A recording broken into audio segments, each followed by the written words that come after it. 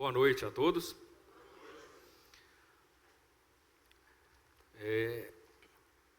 Hoje de manhã a gente já teve um tempo, para meditarmos um pouco na palavra de Deus. E neste momento eu gostaria de continuar um outro assunto voltado de fato para a nossa salvação e a certeza da nossa salvação.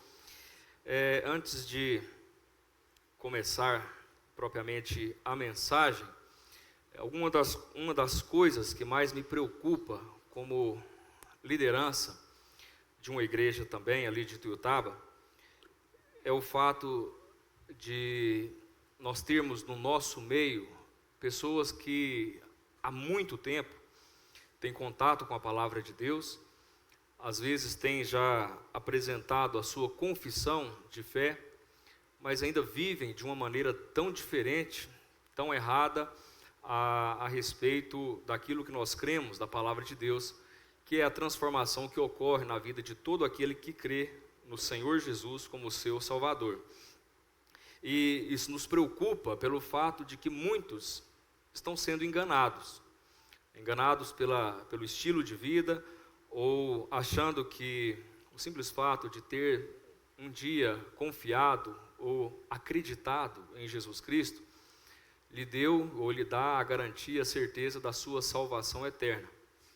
Não é visível nenhuma obra do Espírito Santo, não é visível nenhuma mudança de comportamento, não é visível nada, mas acontece de muitos serem até mesmo considerados nossos irmãos em Cristo, estarem até mesmo batizados, estarem em comunhão conosco na igreja. Porém, nós sabemos que a salvação, ela é exclusiva e pertence ao Senhor. Mas todos aqueles que creem ou creram no Senhor Jesus Cristo, têm ou precisa ter uma vida diferente. Pelos frutos nós conhecemos.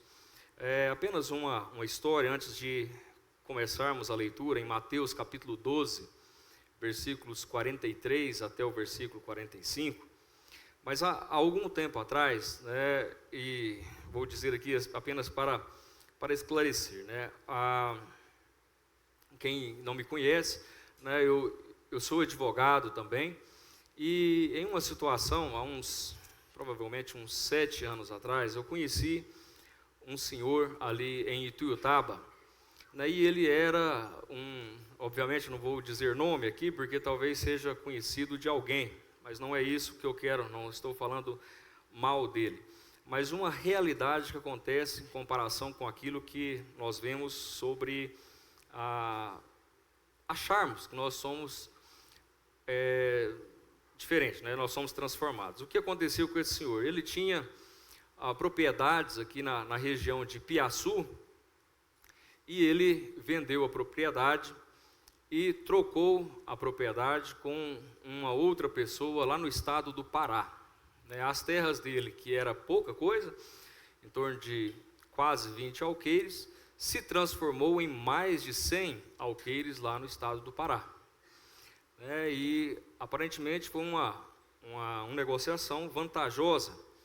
E ele deslocou-se até o estado do Pará, compareceu ali naquela comarca, esteve diante de um cartório de notas e foi feita a escritura pública de compra e venda, de permuta, melhor dizendo, uma permuta que foi feita por aquele cartório. Mais detalhe, no ato da escritura, existe a possibilidade, quem mexe com imóveis, comprou imóveis recente, alguma coisa nesse sentido, sabe que o comprador pode dispensar certidões, e isso foi há muitos anos atrás também, e ele dispensou as certidões porque, olha, a terra me agrada, é do jeito que eu quero mesmo. Ele fez apenas a escritura. Porém, o que dá validade para um negócio de compra e venda de imóvel não é a escritura, mas é o seu registro. É o registro que confere que a pessoa é proprietária, é dona. Ele fez a escritura e voltou para Ituiutaba. E até então, estava certo de que tinha feito um bom negócio. Passaram-se alguns anos e ele foi até aquela localidade, nas suas terras, para começar então os seus investimentos naquele local. E chegando lá, tinha outra pessoa no imóvel. Ele disse: olha, isso aí é meu, né? Por que você está usando aqui daquilo que eu comprei é meu? Eu falei: não, você está enganado, essa terra é minha há muitos anos. Não, discordo, eu tenho documento que comprova que eu tenho a terra. E o outro disse: eu também tenho documento que eu tenho essa terra e ela é minha. E existiu então um conflito de interesses e esse senhor me procura. E quando nós fomos ver, nenhum nem o outro eram donos da propriedade. Eles tinham escrituras que foram feitas de maneira errada, fraudulenta, mas os vendedores que estavam vendendo, vendiam coisas que não era dele. Mas a certeza, a confiança daquelas pessoas estava no documento de uma escritura. Porém, o registro, nenhum deles havia registrado. E nós sabemos que, às vezes, para regularizarmos um imóvel, a escritura já é cara, né? Logo após a escritura, fazer o registro ainda é mais caro ainda. Então, a pessoa deixa para depois. E o que aconteceu foi que, quando essas duas pessoas vieram a litigar pela terra, aí houve a necessidade para demandar judicialmente de pegar a matrícula, a certidão da matrícula. E descobriu-se que quem era proprietário era o espólio de uma pessoa, né, já falecida, mas que não tinha nada a ver com nenhum nem outro. Aquilo estava ainda em inventário. E alguém tinha vendido. E o que acontece é que, no caso do senhor que me procurou, como o seu procurador, seu advogado, a situação dele era que ele tinha convicção de que ele era o quê? Dono, proprietário. Quando nós olhamos para a palavra de Deus, nós temos, às vezes, a situação dentro de uma realidade, de uma igreja, de pessoas que têm convicção de que são salvos, são crentes, estão salvos porque um dia conheceram o Senhor Jesus Cristo. Mas, na verdade, os seus nomes nunca foram inscritos no livro da vida. Essa situação ela é tão grave e tão crítica que, diferentemente de algo que nós acabamos de falar, dessas duas escrituras, que não era dos compradores, melhor dizendo, daquela negociação, isso envolve patrimônio, isso envolve dinheiro. Mas quando nós falamos da fé, isso envolve eternidade, isso envolve vida. Isso é uma questão de suprema importância para a vida de cada um de nós, de termos a convicção de que nós não estamos sendo enganados por aquilo que às vezes nós cremos, mas não agimos de acordo, não há demonstração de fruto ou de demonstração de que age em novidade de vida. Aquele que age em novidade de vida é aquele que de fato tem o seu nome inscrito no livro da vida. Isso é real. Mas existe uma estratégia de Satanás, que a palavra de Deus nos mostrará nessa passagem, de uma artimanha que Satanás utiliza de dizer: olha, creia, professa a sua fé, creia que Deus existe. E está garantido, viva do jeito que você quer. Não tenha compromissos demais com a igreja, não tenha compromissos demais com aquilo que é a vida de um cristão. Não pense nisso, apenas manifeste que você crê em Cristo. E a palavra de Deus nos diz em Tiago, a carta de Tiago, esse apóstolo ele escreveu e ele disse: até os demônios creem e estremecem diante do nome de Jesus Cristo. Observe então que conhecer ou saber a respeito não lhe dá a certeza de salvação. A aparência, a exteriorização daquilo que nós achamos que já temos, nem sempre denota a realidade de uma vida salva. Então eu quero ler aqui Mateus capítulo 12, versículo 43 a 45. Adassa, eu fiquei bem? Tirando uma foto aqui, eu tenho que parar agora para ficar bonito na foto, né? Senão eu vou sair com a boca torta, né, Elis? Na hora da... Mateus capítulo 12, versículo 43, diz o seguinte, e eu quero que cada um preste atenção. Aqui existe duas realidades que o próprio Senhor Jesus Cristo está dizendo. Eu não vou abordar o tema no sentido do espírito imundo. Mas o que o Senhor Jesus está dizendo aqui por meio de uma parábola, e ele demonstra isso, é que os espíritos imundos existem e eles controlam e dominam a vida de muitas pessoas. E às vezes pode ser que esteja dominando até mesmo a sua própria vida. Olha o que o Senhor Jesus diz. Quando o espírito imundo sai do homem, ele anda por lugares secos, ou áridos, procurando repouso, porém não encontra. Por isso diz, voltarei para a minha casa de onde saí, e tendo voltado, a encontra vazia, varrida e ornamentada. Então vai e leva consigo outros 7 espíritos, piores do que ele, e entrando habitam ali. E o último estado daquele homem torna-se pior do que o primeiro. Assim também acontecerá a esta geração perversa. Que Deus possa abençoar a meditação que faremos sobre essa passagem. Amém. Eu quero orar mais uma vez pedindo a direção de Deus para nós meditarmos nessa passagem. Nosso Deus e Pai, nós agradecemos ao Senhor pela vida de cada um dos que aqui se encontram, daqueles que nos assistem por meio também da internet. Obrigado, Senhor, porque nós sabemos que o Senhor quer falar em nossas vidas, em nossos corações, acima de tudo para aqueles que ainda não o conhecem como Senhor e Salvador das suas vidas. Meu Pai, nós rogamos agora o Teu Santo Espírito para que esteja operante em nosso meio, que a Tua palavra, explicada na sua autenticidade, o Senhor possa convencer corações aqui que estão sendo enganados pelo inimigo, por Satanás e talvez pelo seu próprio entendimento, a entenderem o que é ser salvo no Senhor Jesus Cristo. Que haja salvação em nosso meio, que haja libertação, ó Pai, operada pelo Teu grande poder. Que o que eu venha falar seja unicamente a Tua palavra e que não haja da minha parte nenhuma palavra particular minha, que não haja nenhuma consideração que eu entenda conveniente, mas daquilo que o Senhor fala, que o Senhor possa nos mostrar diante deste texto que nós temos lido e de outros textos mais da Tua palavra, para que nós possamos compreender que é o Senhor quem fala a cada um de nós por meio de mim, este Teu servo. Nós entregamos a nossa oração confiados no Teu amor, na Tua graça e na Tua bondade, no nome do Teu Filho, Senhor Jesus. Amém. O Senhor Jesus está falando aqui nessa passagem, especificamente com pessoas extremamente religiosas.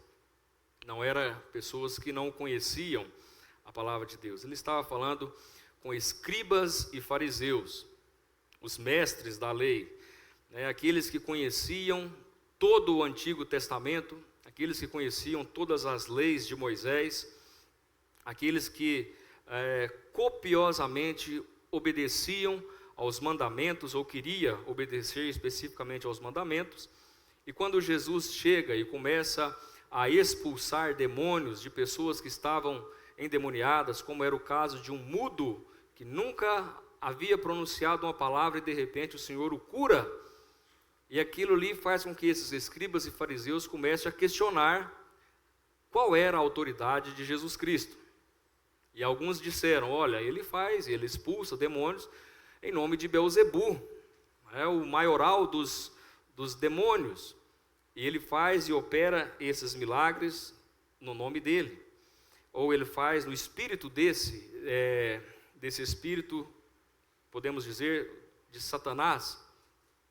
E essa mesma passagem, ela está em Lucas capítulo 11, E ali em Lucas 11, capítulo 24 a 26, o Senhor Jesus dá um detalhe maior daquilo que ele estava repreendendo esses fariseus, esses escribas, na sua concepção, dizendo que, olha, se alguém faz contra, né? No caso, o Senhor Jesus estava indo contra o sistema de Satanás e mostrando a salvação que haveria nele, demonstrando o seu grande poder dado por Deus, agindo como servo de Deus e como filho de Deus naquele momento ali. Ele diz, não pode quem tem o reino dividido litigar contra si, porque isso aí é uma coisa que não se subsiste. E ele diz, se eu faço isso em nome de Beelzebu, e estou contra Beelzebu, o reino está dividido dele. Então não há poder em mim para esse sentido. E ele diz então, por meio de uma ilustração, para que esses fariseus e escribas pudessem ter entendimento do que estava acontecendo com eles.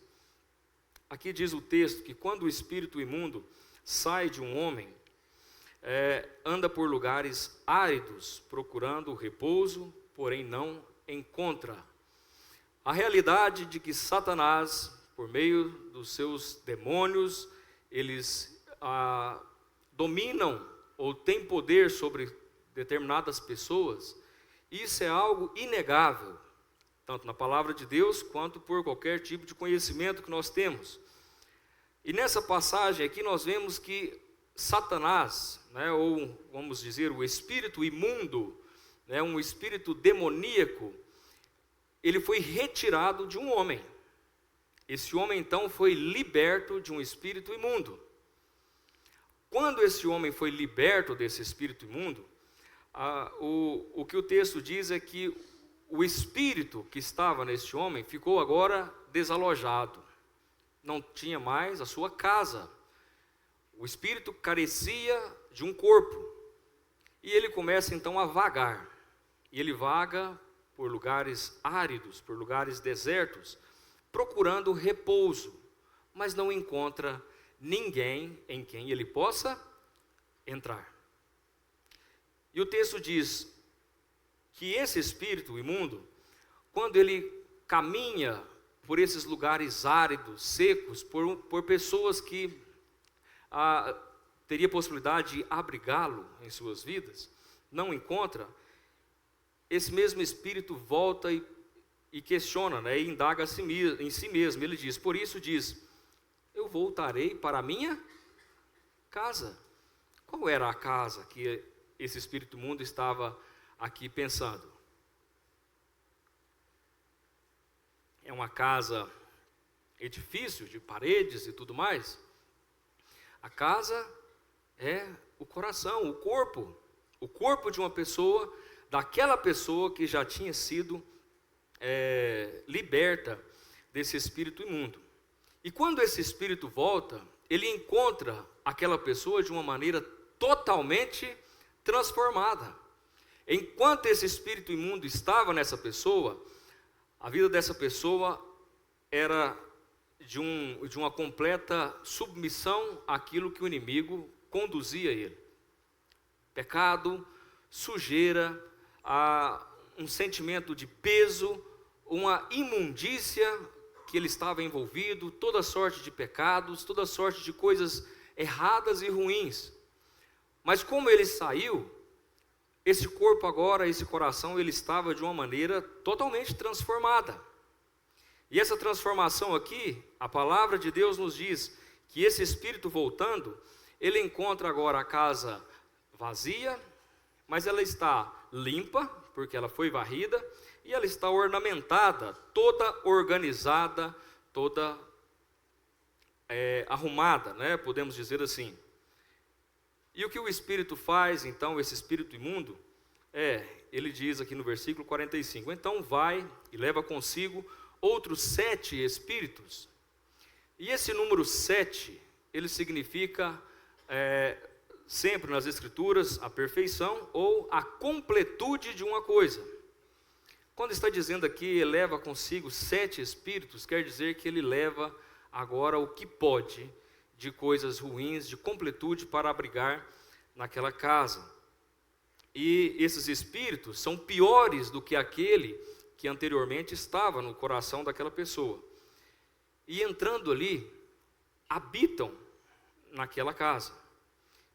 E o Senhor Jesus diz: e o último estado deste homem torna-se pior do que antes, do que o primeiro.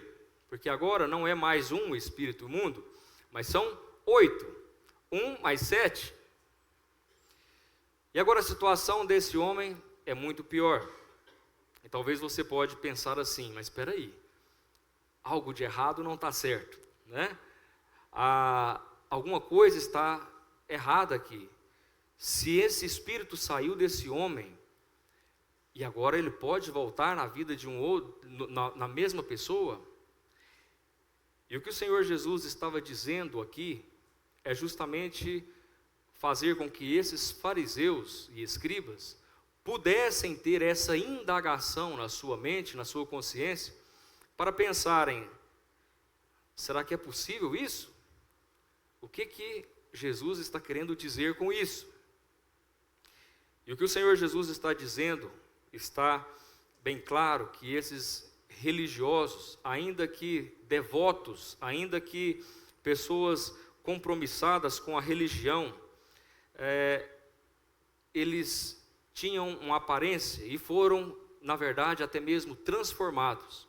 Porém, não permitiu que em sua casa, ou melhor dizendo, no seu coração, habitasse a presença de quem?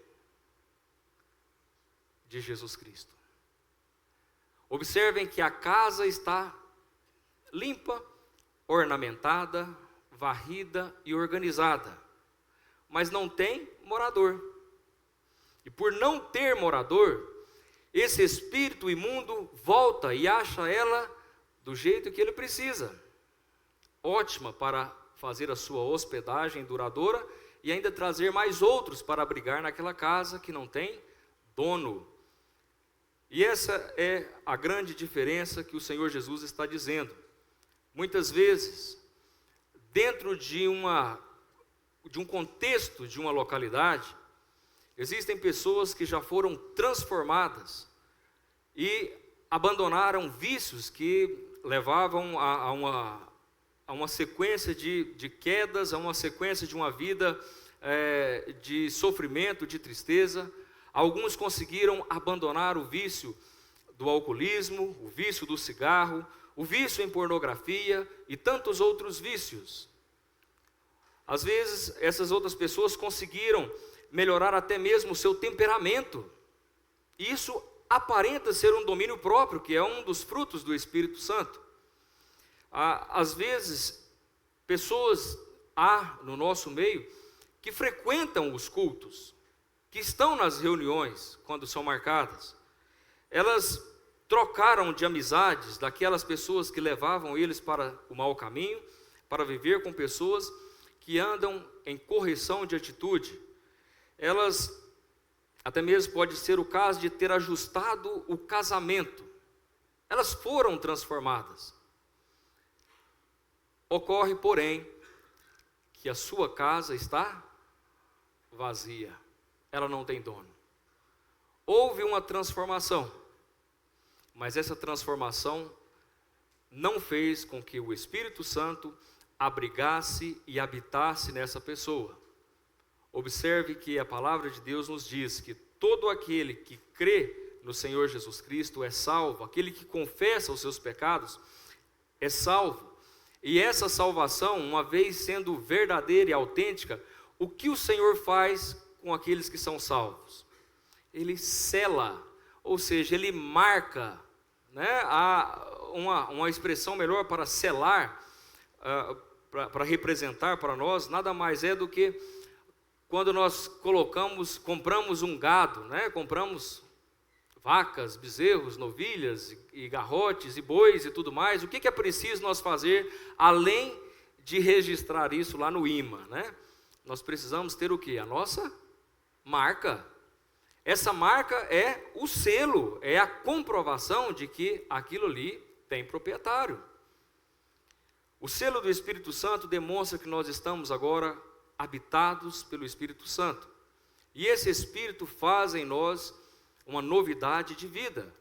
E essa novidade de vida, ela, quando começa a ser exteriorizada em obras ou em boas obras, a pessoa pratica não para ser salvo, mas porque ela é salva, começa a apresentar sinais de alteração completa daquilo que não foi reformado, mas foi restaurado na sua essência. Entendam bem que obra não salva, as obras não salvam, praticar boas obras não é condição para ser salvo. Mas todo aquele que verdadeiramente creu no Senhor Jesus Cristo e é uma nova criatura, ele pratica boas obras porque o seu espírito foi regenerado. Isso significa, nasceu novamente, está sendo auxiliado constantemente por Deus através do seu Santo Espírito. E essa passagem aqui nos mostra que agir de maneira externa, deixando de fazer alguma coisa ou tendo já mudado em algum sentido, isso não garante a nós a salvação. O tema da mensagem, inclusive depois vocês vão ver, é transformados, mas não salvos. Foram transformados, mas não foram salvos, porque não demonstram a habitação de Deus, de Jesus Cristo em seus corações. E a pergunta que nós precisamos fazer a cada um: você já abandonou o pecado porque ama a Deus? Ou porque você tem medo das consequências do pecado, que é a morte? Observe que há uma grande diferença entre eu obedecer a Deus porque eu sou salvo, de obedecer a Deus porque eu tenho medo de ser condenado, de ir para o inferno.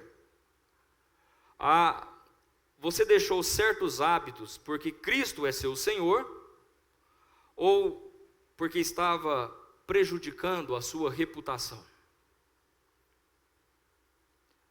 Mais uma vez, você deixou o pecado e certos hábitos porque Cristo agora é o seu Senhor, ou porque os hábitos que você estava praticando agora mancham a sua reputação?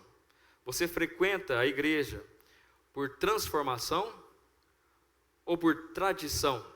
Sempre foi assim, meus pais vinham, meus avós, e agora eu também estou aqui, firme com Elias,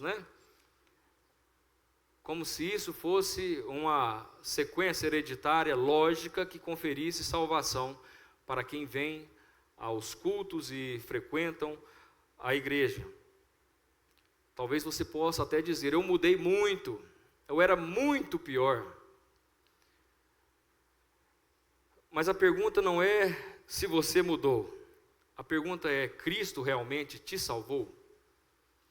E quando eu digo sobre isso, essa situação aqui é uma realidade tão grande nos nossos dias, em que nós estamos vendo pessoas que estão vivendo uma vida achando que são salvas, mas estão indo para a perdição eterna.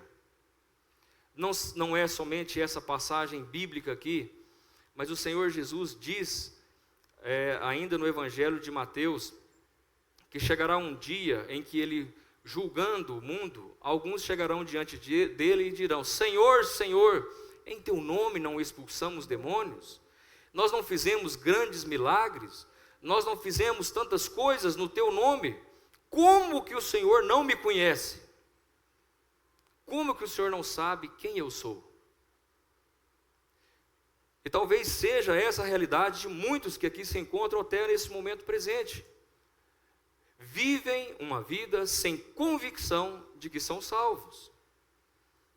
E quando eu falo de convicção de salvação, eu falo no sentido de que o cristão, ele precisa ter convicção da sua fé. E a nossa fé não é baseada, a nossa convicção de salvação não é baseada em uma obra exteriorizada, de choro, de alguma coisa que, um dia eu criei, eu chorei diante dos irmãos. E eu pedi uma oração, e foi feita uma oração por mim, e eu agora sou salvo, porque isso aconteceu. Isso realmente é o passo para a salvação, isso é fato.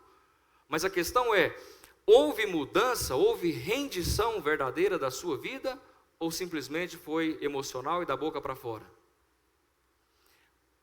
Porque o que acontece é o fato de que às vezes a gente brinca de espiritualidade. E quando os nossos olhos fecharem para essa terra, o problema é abri-lo na eternidade, é um lugar onde foi avisado constantemente que não era para permitir jamais que a sua alma lhe conduzisse para lá. E quando nós olhamos para a vida de um cristão, o cristão, ele não teme nem mesmo a morte. Observe a vida de um cristão no sentido de que ele tem a convicção de que ele é um pecador, de que ele é uma pessoa que ainda falha, mas ele não permanece no erro. Ele não quer mais agradar a sua própria vontade, ele quer agradar ao seu Senhor. Em uma outra comparação, nós podemos lembrar da segunda carta de Pedro, capítulo 2, e ali, nos versículos ali que eu não me recordo agora, ele diz que o cão voltou ao seu vômito, e o porco voltou ao lamaçal. E esse comparativo, Pedro está dizendo a respeito de pessoas que um dia creram, de um dia confessaram as suas vidas, de pessoas que um dia seguiram na caminhada cristã dentro da igreja, mas permitiu que Satanás lhe enganasse e permitiu que as vontades e os desejos do seu coração fossem satisfeitos, sem que subjugasse os seus desejos que eram contrários à vontade de Deus. E isso fez com que essas pessoas se tornassem de uma maneira deplorável, pior do que quando eles chegaram até o Senhor Jesus Cristo e confessaram os seus pecados e creram nele para a salvação. O que acontece naquela passagem ali, e às vezes a gente pensa, mas então o cristão pode perder a salvação, não é? Vem a pergunta, peraí, se eles seguiram, confessaram a Cristo, e agora diz Pedro que eles se tornaram piores do que antes, e eles voltaram, o porco voltou ao lamaçal, e o cão voltou ao seu vômito. Que negócio é esse? Perder a salvação é possível? E não é possível. Graças a Deus por isso, todos aqueles que creem não permanecem no engano e no erro, e nem no medo da perda da salvação.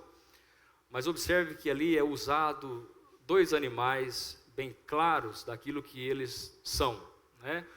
O caráter, né, vamos dizer assim, a natureza, melhor dizendo, porque o animal não vai ter caráter, né, Eliezer? Por favor, né, eu estou errado aqui. Mas a natureza do porco é o quê? Sujeira.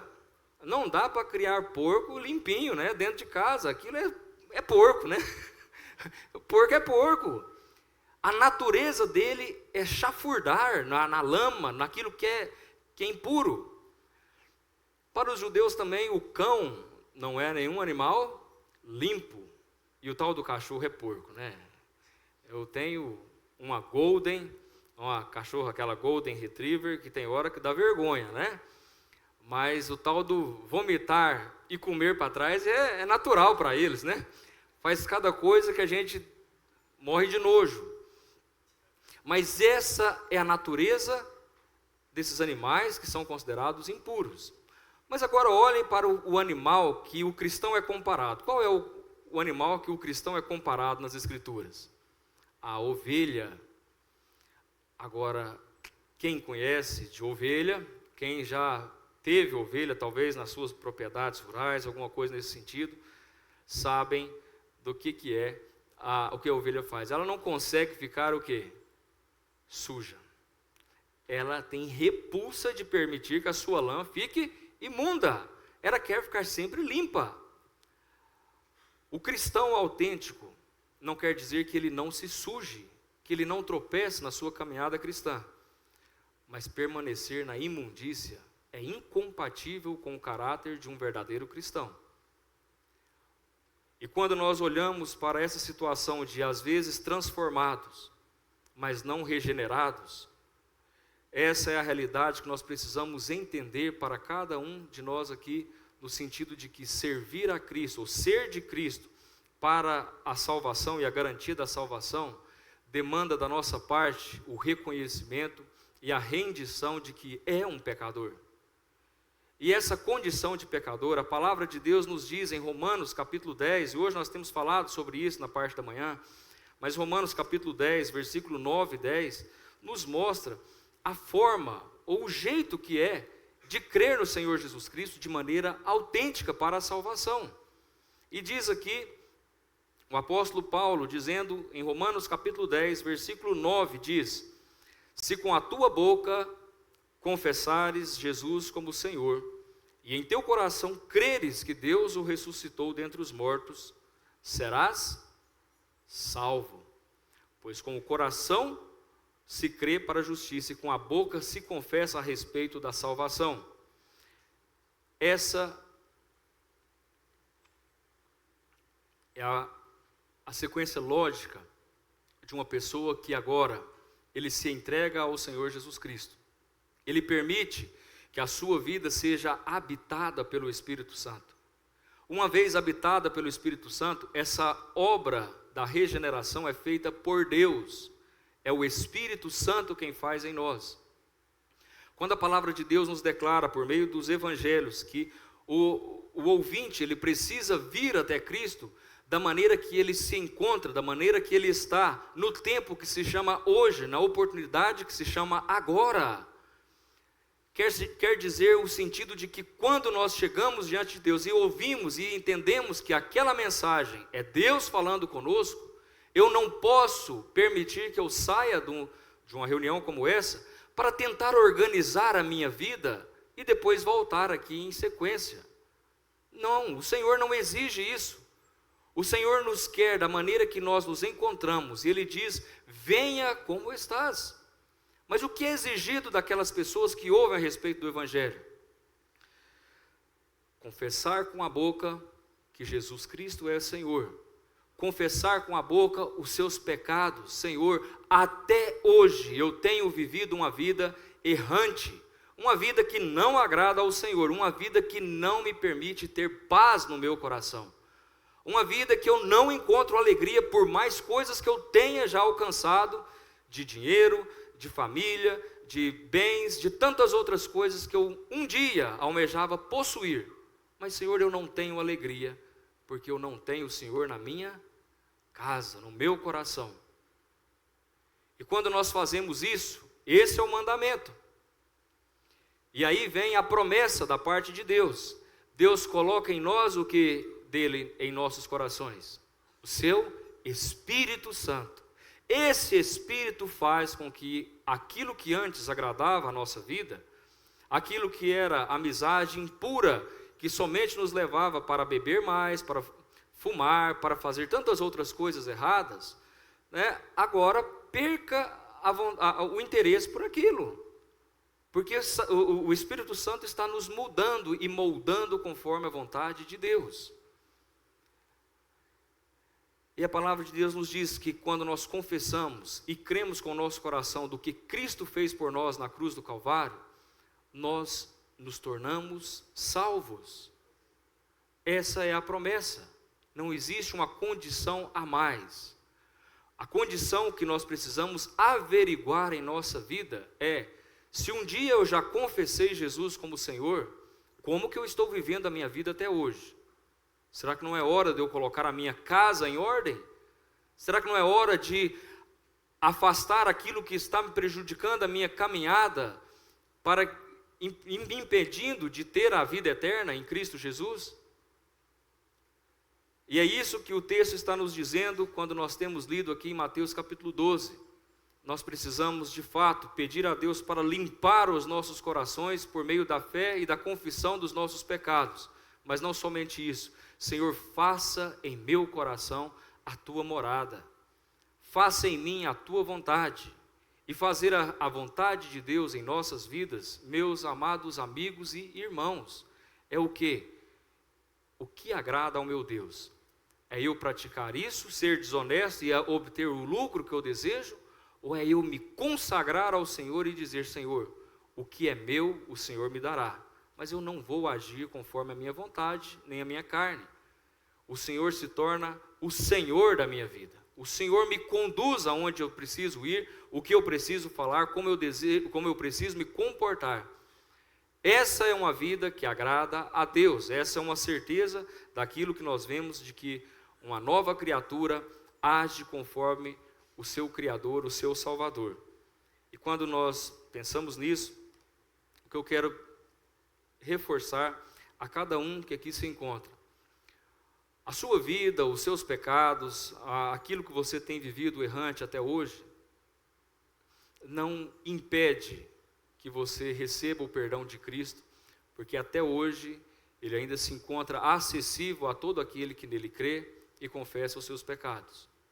Chegará o dia, e nós cristãos, pelo contexto que nós entendemos das Escrituras, vemos que isso está tão próximo de acontecer.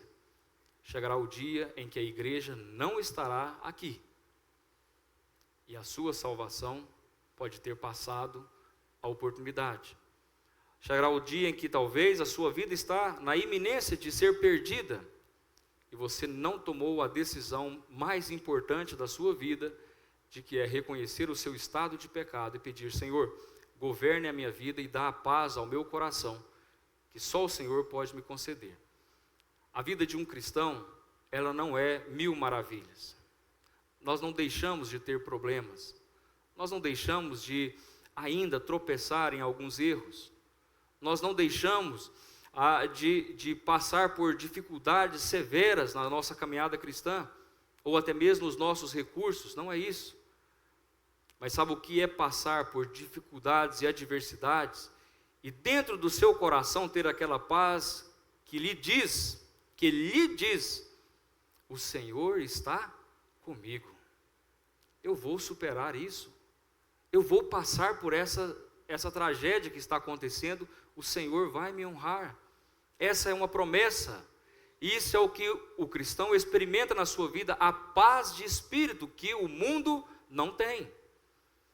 Mas a partir do momento em que você confessa os seus pecados e pede o Senhor Jesus para habitar o seu coração e transformar a sua vida, o seu caráter, você verá que de fato, essa casa habitada agora por Deus, o espírito imundo não habita mais nela. Ela tem propriedade agora, ela tem justo título e tem registro no livro da vida.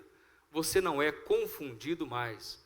O seu nome é lançado no livro da vida diante de Deus, aquilo ali está registrado, o seu nome, a situação que você se encontra agora sendo salvo, não por seu próprio mérito, mas porque você se rendeu ao Filho de Deus, o Senhor Jesus, por meio da fé e da confissão dos seus pecados. Que você possa ter hoje a condição, a coragem, a disposição de não permitir que Satanás ainda esteja te prendendo, que ainda esteja te endurecendo o coração, mas chegando diante de Deus e diz: Senhor, basta, eu vim até aqui nessa situação, mas eu não quero sair daqui sem a minha convicção de que eu sou uma nova criatura no teu Filho, o Senhor Jesus Cristo. Que o Senhor torne o Senhor da sua vida e que Ele lhe dê a condição de experimentar essa salvação que nós temos e essa viva esperança de que, se nós fecharmos os nossos olhos hoje para essa terra, nós abriremos diante do nosso Deus que nos salvou por meio do seu Filho, o Senhor Jesus. Que Ele nos abençoe. Amém.